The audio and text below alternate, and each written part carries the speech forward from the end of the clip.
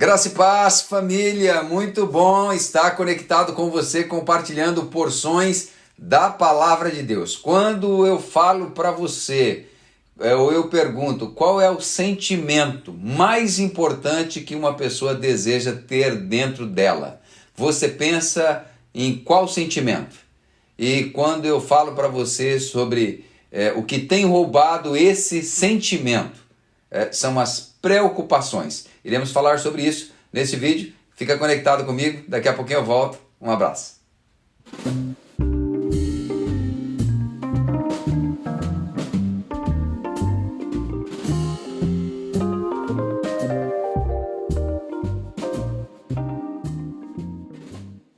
Então vamos lá, vamos falar um pouquinho hoje sobre preocupações e também entender e definir qual é o sentimento mais importante que todos nós queremos ter, precisamos ter em nós para podermos viver bem nessa terra. Eu quero pensar com você a partir de algumas instituições e quando eu falar dela, eu queria que você definisse com uma palavra o sentimento que há dentro de você.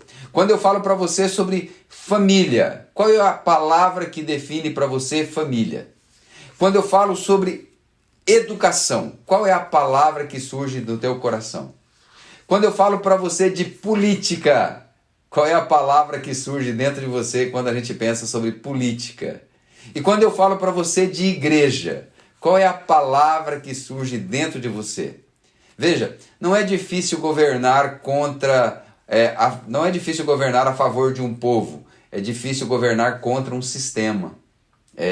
Os sentimentos em nós, eles se tornam contraditórios. São tantas preocupações, são tantas situações, e essas instituições, esses lugares que deveriam transferir conhecimento, promover transformação, gerar significado e expressar Jesus e construir pessoas saudáveis para viverem bem, infelizmente, muitas vezes não funcionam como nós gostaríamos que funcionasse, como nós desejamos. E por que não funcionam? Porque são lugares ruins? De forma alguma. Pelo contrário, são muito, muito bons, lugares extraordinários. Talvez, e somente talvez, as pessoas que ocupam as cadeiras nesses lugares não estão dando para nós a resposta que nós queremos. Mas e eu sou a resposta para esse problema? Talvez dentro de você há uma ideia. Talvez dentro de você há uma resposta, mas você não se sente capaz. E quando nós estamos nesses lugares onde somos vulneráveis, onde nos sentimos impotentes diante das situações, as preocupações que ocupam a nossa mente e o nosso coração roubam de nós aquilo que nós temos de maior valor dentro do nosso coração, a paz. Então, eu quero pegar essa base de Paulo, quando ele escreve a carta aos Filipenses, no capítulo 4, no verso 6, ele diz assim: não estejais preocupados por coisa alguma, antes as vossas petições sejam em tudo conhecidas diante de Deus pela oração e súplica com ações de graças. E a paz de Deus, que excede todo entendimento, guardará os vossos corações e os vossos sentimentos em Cristo Jesus. Então, a primeira coisa que Paulo traz para nós de ensino, quando eu penso sobre preocupações e quando eu penso que eu quero ter paz em todos os lugares, por todos os lados, é que eu não posso permitir que esse sentimento, essa preocupação ocupe a minha mente, ocupe o meu coração. Ele fala sobre o quê? Ele fala sobre filtros emocionais. Você precisa ter um bom filtro. Você vai perceber o que Deus deu para nós, uma boca para falarmos daquilo que está em nós, mas ouvidos e olhos para que possamos ouvir e perceber o que está acontecendo à nossa volta. Então, nós temos que ter um filtro sobre aquilo que entra. Nós temos que ser seletivos em relação àquilo que nós ouvimos, aquilo que nós vemos e tentarmos fazer uma leitura a partir não do nosso ponto de vista, a partir não do que está acontecendo, mas a partir do coração de Deus.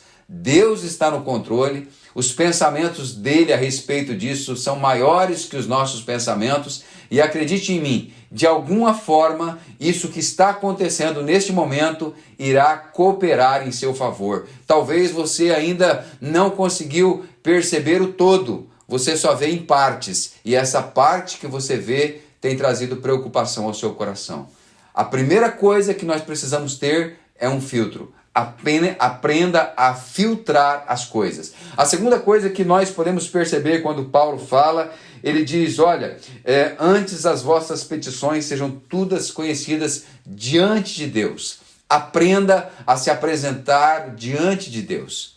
Há pessoas que, antes de falar com Deus sobre o problema, elas tentam resolver o problema.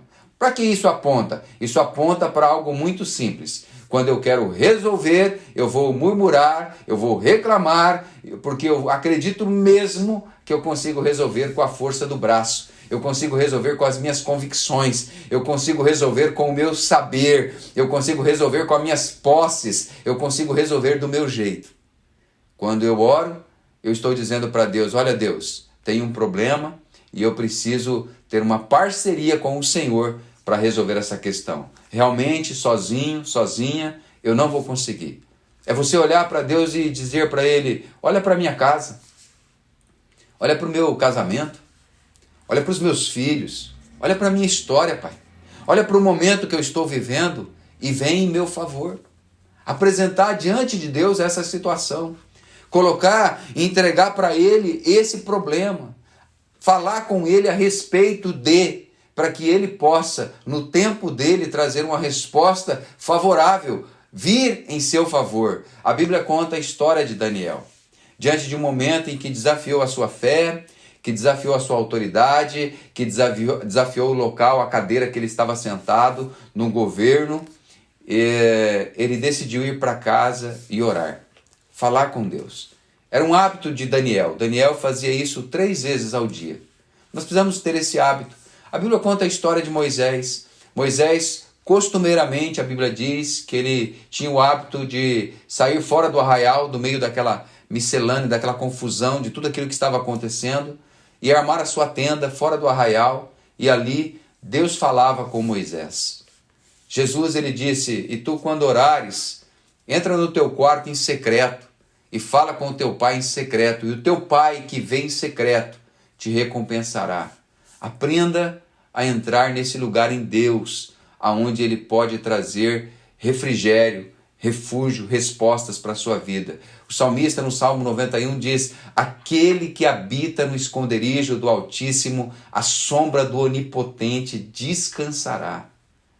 Existe um lugar em Deus que nós precisamos aprender a entrar e lançar todas essas preocupações diante dele, lançando sobre ele todas as vossas ansiedades, o apóstolo Pedro diz, porque Ele tem cuidado de vós, Ele se preocupa conosco, Ele está em nosso favor, Deus é por nós. Nele nós somos mais que vencedores, nós podemos todas as coisas naquele que nos fortalece, Cristo Jesus, então nós podemos passar por essa fase também.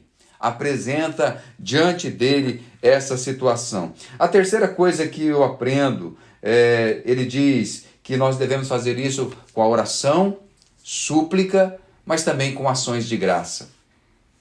O profeta Jeremias, em Lamentações, ele diz, eu quero trazer à memória aquilo que me dá esperança. Quantas vitórias Deus já deu a você? Quantas vezes Ele te livrou? Quantas vezes Ele foi favorável? Quantas respostas boas chegaram? Quantas portas se abriram? De quantas formas Ele já te atraiu em laços de amor? Quantos milagres, quantas curas, quantas graças recebidas, quanta bondade de Deus, quanto amor envolvido, quanta alegria, quantas formas Ele usou para abençoar você. Traz isso à memória. Ele vai agir nessa causa também, Ele vai agir nessa situação também, Ele virá com resposta para a sua vida. E como eu posso fazer isso? Ações de graça, tendo um coração grato em Deus. E encerro, Paulo diz, e a paz de Deus, que excede todo entendimento, guardará os vossos corações e os vossos sentimentos em Cristo Jesus. Paulo está dizendo de duas coisas. Coração e mente. Coração e mente. Duas coisas.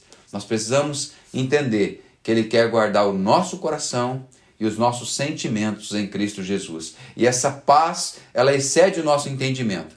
As pessoas vão olhar para você e não vão compreender. Por que em meio a tudo isso você tem paz? Por que em meio a tantas respostas negativas? Por que em meio a tantas informações ruins, em meio a tanta desconstrução, você continua tendo paz? Porque essa paz que está em você é a paz de Deus.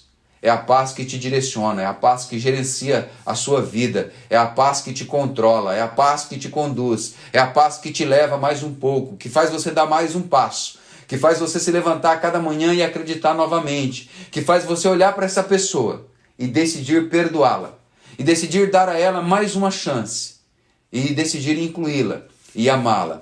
Eu assisti a um filme com a minha querida Tânia, e a pessoa estava tentando entender como que pessoas tão diferentes conseguem permanecer juntas por tanto tempo, insistindo numa relação em que muitas vezes parece que não tem mais sentido. E aí a outra pessoa disse, nós precisamos entender que quem gosta é por quê, e quem ama é apesar de. E o outro queria entender aquilo, olha, você gosta porque a pessoa tem características boas que atraem você. Então você fica com ela. O dia que aquelas características não são mais boas, você deixa de gostar e abandona. Você ama apesar de a pessoa ter características que você não gosta. Mas você ama e você decide permanecer ao lado dela. Então, a paz de Deus é isso. É olhar para tudo isso. Eu posso até não gostar do que eu estou vendo. Mas eu amo a Deus.